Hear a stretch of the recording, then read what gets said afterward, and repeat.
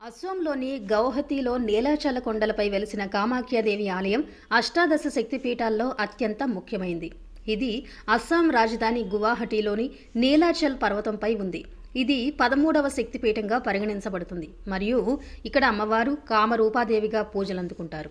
దక్షయజ్ఞం సమయంలో జరిగిన అవమానంతో సతీదేవి అగ్నికుండలో దూకి ఆత్మాహుతి చేసుకుంటుంది. శివుడు ఆమె మృతదేహంతో తాండవం చేస్తుండగా ఆవేశాన్ని తగ్గించడానికి విష్ణువు తన సుదర్శన చక్రంతో శరీరాన్ని ముక్కలు చేస్తాడు. ఆ భాగాలు పడిన ప్రదేశాలే శక్తిపీఠాలు. కాళికా పురాణం ప్రకారం శివునితో రహస్య సంయోగం కోసం సతీదేవి ఈ ప్రదేశానికి వచ్చేదని, ఆమె యోని భాగం ఇక్కడ పడటం వల్ల ఇది శక్తివంతమైన ప్రదేశంగా మారిందని చెబుతారు.